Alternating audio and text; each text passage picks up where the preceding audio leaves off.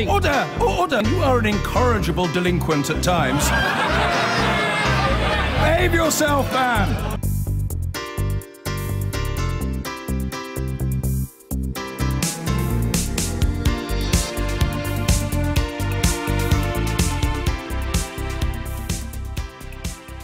Now, the new Universities Minister, Sam Gyimah, has set himself a rather ambitious task. He's travelling up and down the country, trying to attract students to the Conservative Party.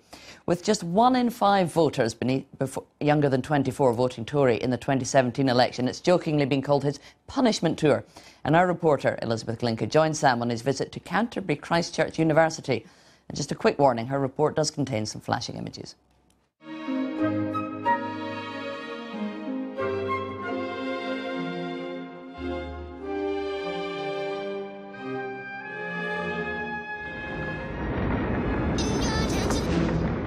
Was that a youthquake? Reports of a massive increase in young voters at the last general election may have been exaggerated. Nationally, the turnout didn't really change, but of the young people that did vote, a whopping 67% went for Labour. And in a place like Canterbury, where there are more than 30,000 students, it's thought that their votes played a big part in the city electing its first ever Labour MP. Canterbury, the same. This has been Conservative since World War I. An extraordinary surge in their share, up 20% here. In general, everyone just always seems to think that the Conservatives are always doing something wrong. So, like, even if you don't know about the Conservatives, when you hear it, you just think negative things about it. Most of my friends always slander the Conservative name, saying, oh, it's only for middle-aged men who want the benefit for themselves. Do you think you have to be quite brave to say, I am a Conservative? Yeah, at first I was like, OK, I'm not going to say anything to my friends because they would just kick off. And one of my flatmates was like, if you're not a Labour voter, don't talk to me. Labour had a lot of backing, like they had people like AJ Tracy jumping on, so once they see that, everyone kind of runs to it and be like, yeah, let's vote Labour. Tracksuit grey, black, blue, I was just a hope-filled kid like you. And AJ Tracy is just one of any number of current music acts who publicly endorsed the Labour Party at the last general election, helping to build a brand which was apparently 3 times more attractive to young voters. To be fair, it's not as if there was some sort of golden era of Conservative hipsters, but the figures suggest things are getting worse.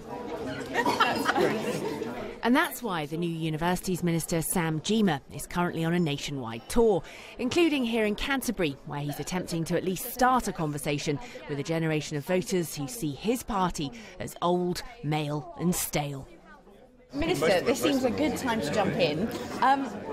This is an incredibly difficult job, isn't it? Convincing young people to vote Conservative. We do have our work cut out for us, but I think the first thing to do is actually to be on campus. If we allow Jeremy Corbyn to be the only one on campus, then we only have ourselves to blame. Many students will say to you, well, it's fine, you're having a review on student fees and many other things. The Labour Party is promising us they're going to get rid of fees. Right, we know what happens when you promise something for free. Numbers are going to be capped, which means fewer people go to university. It's the well-off that are going to do it. That's not what we're about. I'm not really worried about Jeremy Corbyn's free-for-all offer because it's not realistic and he can't deliver it. And we only need to look at countries like Scotland to see that it's not going to work. And what reaction are you expecting when you head in there? Well, I've thought it might be rowdy, like PMQs. I have no idea. Well, I haven't had the mock treatment anywhere yet so far. Your face ain't big for my boots. Kick up the you. Man, know that I kick up the you. Them boy there try to stop the truth. There might not have been a youthquake nationally, but there was a bit of a youthquake in Canterbury. And I want to listen and I want to understand. You know, we've had enough of austerity politics, we've had enough of student fees, things like that, you know, and we've seen the NHS get less and less funded over time. And it's hard to ignore those things. You know, we are going to take action against you.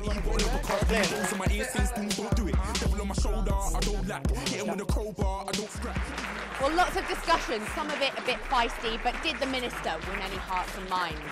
I think it's really good that he's talking to students and he's just here talking to everyone. Yeah, I mean, would it make you feel differently about voting Conservative? I took from your comments that you were not a Conservative voter. Definitely not, but I did think he made some good points and he was very measured. It's quite clear the number of people here who are being seduced by Jeremy Corbyn, but I think the purpose of this is to first let them realise that there is a Conservative voice, there is a Conservative point of view, and that as a minister I am here to listen. Clearly a smart man. I'm not sure that's better or worse to have a smart Tory or a stupid Tory, but he knew what he was talking about, even though I disagree with him.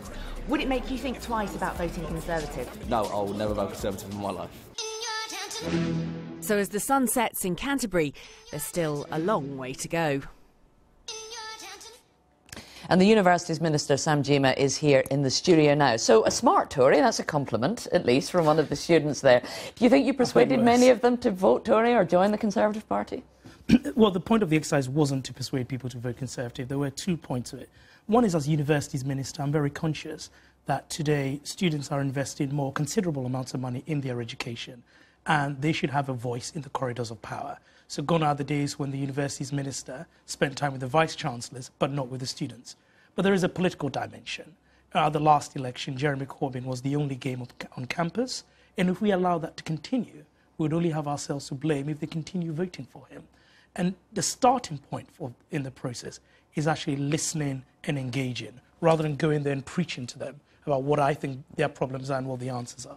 You have got a mountain to climb with young voters, though. Let's have a look at the numbers. We can see them up here. At the last election, between 18 to 24-year-olds, 67% voted Labour, 22% Conservative. Unless you can change some of those minds, you have a generational problem with voters, and you won't see Conservative governments in the future unless people grow up and change their minds, or you can change some hearts and minds now with younger voters.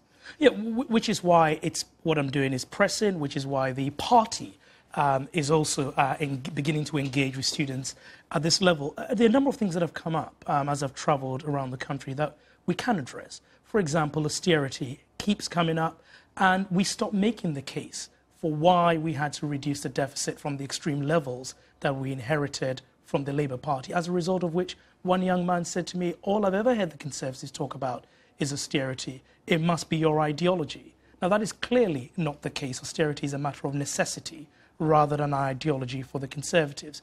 The other issue is... So important then, so interesting. I mean, on that, we've got the spring statement coming up next week. Philip Hallam, the Chancellor, has been on television this morning already saying that tax receipts are better. We're in a much better financial position than we were before. But it doesn't sound like he was going to turn on the spending taps and end austerity. Would you encourage him to do so, from what you've heard? Well, the spring statement is an update on the public finances. But I think what... Yes, but he's going to point further ahead to what he might do in the autumn in the budget. He'll give us the direction of travel, and he doesn't seem to be talking about the kind of increased public spending you think would attract young people to the Tories. But I think what he's saying is, I mean, what we're not going to be doing is saying we're going to return to their discredited economic policies of 40 years ago, which is where Corbyn is. But I think what he should be saying to young people, certainly from what I'm hearing, is that the balanced approach that he is pursuing in a world where we've got technological challenge in a global market economy, we the Conservatives are uniquely placed to deliver prosperity for them. There's another issue that comes up on campus, which is our motives. That many feel that the Conservatives, when we talk about economic prosperity, we're talking about it for the few. And often I have to explain that actually the top rate of tax has been higher under the Conservatives than for most years under the last Labour government, and that 1%, the top 1% pay 28% of income tax. And people say, we didn't know that. But I think we really need to show that when we talk about economic prosperity, it's their futures that we're thinking about. Yes, so let's look at how they experience this and maybe why they think that Tory economic policies are for the few and not for the many. I mean, you address the issue of tuition fees in the film there, but let's look at maintenance grants being cut by this government so that poorer students who go to university will leave with larger debt than those from better off backgrounds. When that's their experience right now on campus, no wonder they think that you're looking after the better off, not the more disadvantaged. Well, in Canterbury, it had one of the highest proportions of students who were at the university for the first time in their families.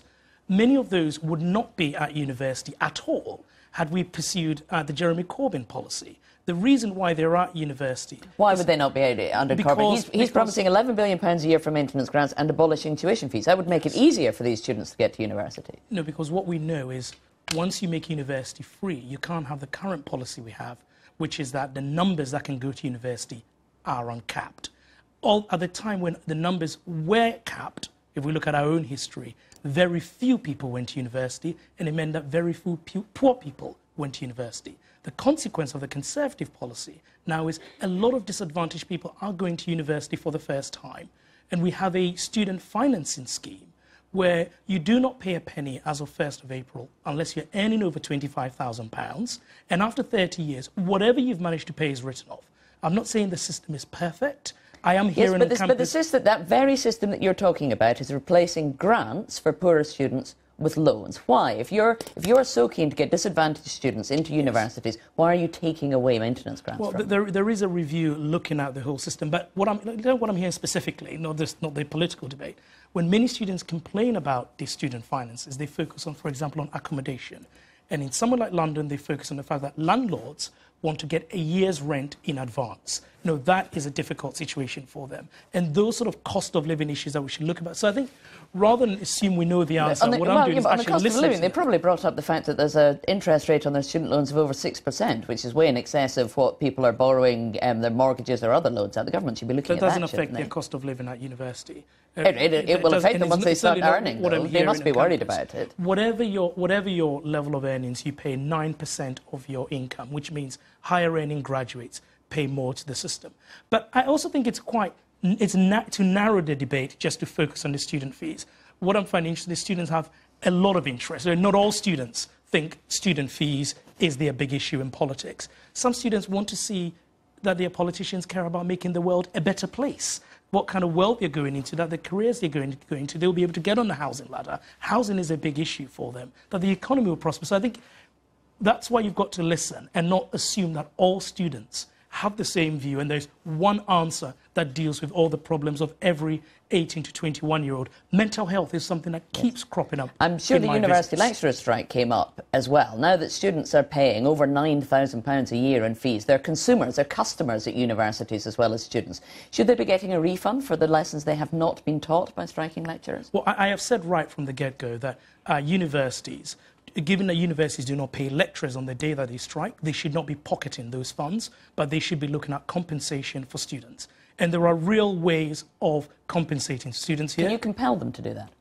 I am not in a position to compel them to do that. There is the Office for Students, which is the regulator for university. It has a wide-ranging remit. I'm encouraged that some universities are taking this seriously. King's College London is going to be offering financial compensation. And Manchester Met is doing this. I think they all should be looking at this very seriously. I am disappointed. I'm seeing lots of petitions out there. I think Durham University, there's a petition of 5,000 students asking for compensation. I want these universities to respond constructively because we are in the age of the student and they are there to serve the interests of the students. One quick question. We've been talking about Russia on the programme so far this morning. There's a story in the papers this morning saying that over £800 million has been donated to the Tory party from Russian-linked donors since Theresa May took over, even though she said she wanted an arm's-length relationship. Is that something that should be discouraged in future? Is it money that should be returned now? Well, to make a donation to a political party in this country, obviously you've either got to be a citizen or if it's a company, it's got to be located here. We have very strict rules around political donations, as well as much broader vetting that takes place. So long as those two conditions are being satisfied, given that modern Britain is made up of people from all sorts of places, I think it will be strange to say that some particular groups of people cannot participate in our democratic life to the full. And we've got to be clear here, these are British citizens from Russia. It is not the Kremlin donating to the Conservative Party. No, of course it's not the Kremlin donating to the Conservative Party, but there may be a question about where those funds came from in the first place. Of course, you're right on the letter of the law, but when you end up on the front page of a Sunday newspaper with people saying this much money has been donated to the Conservative Party, maybe it would be better to think again about where you received some of the large donations from. Which is why I say that the vetting, which is so not just the letter of the law, I also mentioned vetting more broadly, should be thorough when these funds are donated. Excellent. Well, Sam Jima, thank you very much for coming in to talk to us. I've been